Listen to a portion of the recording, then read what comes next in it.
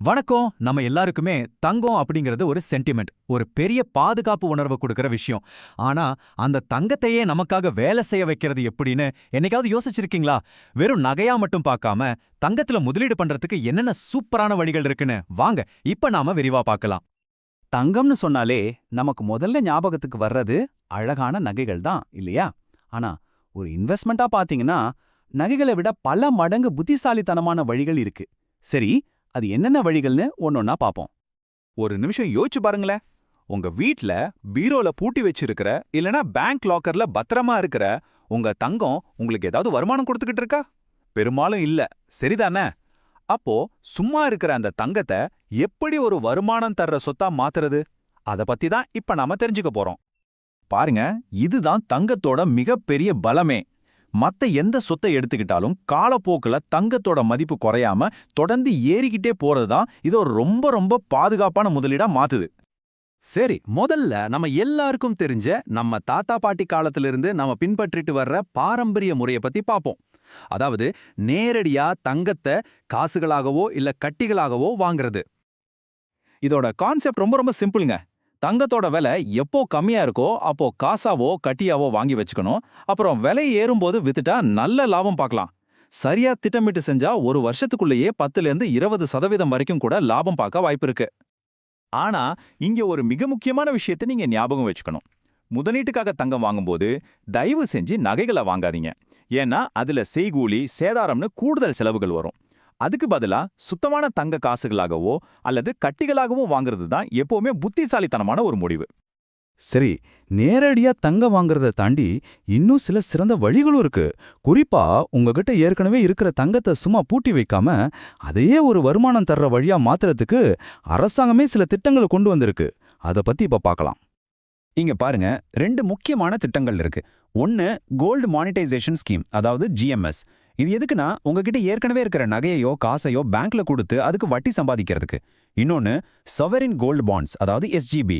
இது உங்க கையில இருக்கிற பணத்தை தங்கத்தோட மதிப்புல பாதுகாப்பா முதலீடு செய்யறதுக்கு. ரெண்டுக்கும் பெரிய வித்தியாசம் இருக்கு. இந்த கோல்டு மானிட்டைசேஷன் ஸ்கீமை சிம்பிளா சொல்லணும்னா தங்கத்துக்கான ஒரு ஃபிக்ஸ்ட் டெபாசிட் மாதிரின்னு வச்சுக்கோங்களேன். நீங்க பயன்படுத்தாம வச்சிருக்கிற குறைந்தபட்சம் ஒரு 10 கிராம் தங்கத்தை பேங்க்ல டெபாசிட் பண்ணீங்கன்னா அதுக்கு அவங்க உங்களுக்கு வட்டி கொடுப்பாங்க. இந்த திட்டத்தோட மிகப்பெரிய பிளஸ் பாயிண்டே இதுதாங்க. ஒரு பக்கம் தங்கத்தோட விலை ஏறும்போது உங்களுக்கு லாபம் கிடைக்கும், இன்னொரு பக்கம் அதுக்கு மேல வருஷத்துக்கு 2.5% வரைக்கும் வட்டியும் கிடைக்கும். சிம்பிளா சொல்லணும்னா உங்க தங்கம் இனிமே சும்மா இருக்காது, உங்களுக்காக சம்பாதிக்க ஆரம்பிச்சிடும். தங்கத்தை வாங்கி வீட்ல வச்சுக்கிறதுக்கு கொஞ்சம் பயமா இருக்கா, இல்ல திருடு போயிடுமோன்னு கவலையா இருக்கா? அதுக்கு ஒரு சூப்பர் தீர்வு தான் இந்த சாவரின் கோல்டு பாண்ட்ஸ்.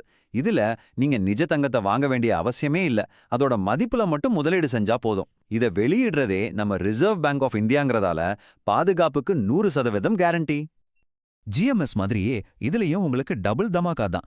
தங்கத்தோட விலை ஏறும்போது கிடைக்கிற லாபம் ஒரு பக்கம், அதோட சேர்த்து அரசாங்கம் உங்களுக்கு வருஷத்துக்கு 2.5% வட்டியும் கொடுக்குது. இது ஒரு அருமையான டபுள் பெனிஃபிட் இல்லையா?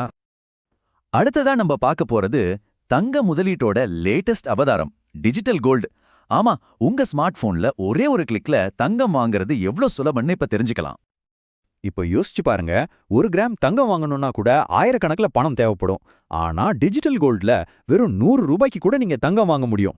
ஆமாங்க, நீங்க கேட்டது சரிதான். வெறும் 100 ரூபாயில இருந்து உங்க தங்க முதலீட்டு பயணத்தை நீங்க தொடங்கலாம். இதோட செயல்முறை ரொம்ப ரொம்ப ஈஸி. உங்க மொபைல் ஆப் மூலமா ஒரு எஸ்ஐபி பண்ற மாதிரி மாசம் கொஞ்சம் கொஞ்சமா பணம் கட்டி டிஜிட்டல் தங்கத்தை வாங்கி சேர்க்கலாம். தங்கத்தோட விலை ஏற ஏற உங்க முதலீட்டோட மதிப்பும் ஏறிக்கிட்டே போகும். உங்களுக்கு எப்ப தேவையோ அப்போ இத பணமாவோ அல்லது நிஜமான தங்க காசாவோ கூட மாத்திக்க முடியும். ஆனா இங்க ஒரு முக்கியமான எச்சரிக்கை இருக்கு. டிஜிட்டல் தங்கம் வாங்கும்போது நீங்க முதலீடு செய்யற ஆப் அல்லது நிறுவனம் ஒரு நம்பகமான புகழ்பெற்ற நிறுவனம் தானான்னு 100க்கு 100 உறுதிப்படுத்திக்கோங்க. இல்லனா நம்ம கஷ்டப்பட்டு சேமிச்ச பணம் ஆபத்துல முடியறதுக்கு வாய்ப்பு இருக்கு. சோ ஜாக்கிரதையா இருங்க. சரி, இதுவரைக்கும் நாம 4 விதமான தங்க முதலீட்டு முறைகளை பார்த்தோம். இப்ப இது எல்லாத்தையும் தொகுத்து உங்களுடைய தனிப்பட்ட தேவைக்கு இதுல எந்த முறை சரியா இருக்குன்னு தீர்மானிக்கிற நேரம் இது. இந்த டேபிள்ல பாத்தீங்கன்னா எல்லாத்தோட ஒரு சுருக்கம் கிடைக்கும். உங்களுக்கு தங்கம் உங்க கையிலேயே இருக்கணும், முழு கட்டுப்பாடும் உங்ககிட்ட இருக்கணும்னு நினைச்சா பாரம்பரிய முறை தான் சரி. இல்ல வீட்ல சும்மா இருக்கிற தங்கத்துக்கு வட்டி வேணும்னு ஆசைப்பட்டா ஜிஎம்எஸ்க்கு போலாம். பாதுகாப்பும் முக்கியம், வட்டியும் வேணும்னா யோசிக்காம எஸ்ஜிபில முதலீடு பண்ணுங்க. அட என்கிட்ட 100 ரூபாய் தான் இருக்கு, அதுல ஆரம்பிக்கணும்னு நினைக்கிறவங்களுக்கு டிஜிட்டல் கோல்டு தான் பெஸ்ட் சாய்ஸ். சோ உங்க தேவை எதுவோ அதுக்கேத்தபடி நீங்க தான் தேர்ந்தெடுக்கணும். இப்போ இந்த எல்லா தகவல்களுக்கும் பிறகு நீங்க தான் ஒரு முடிவு எடுக்கணும். உங்களுடைய முதலீட்டு பயணத்துல தங்கத்தை நீங்க எங்க, எப்படி ஒரு புத்திசாலித்தனமான கருவியை பயன்படுத்த போறீங்க? நல்லா யோசிச்சு உங்க எதிர்காலத்துக்கு ஏற்ற ஒரு சரியான முடிவை எடுங்க.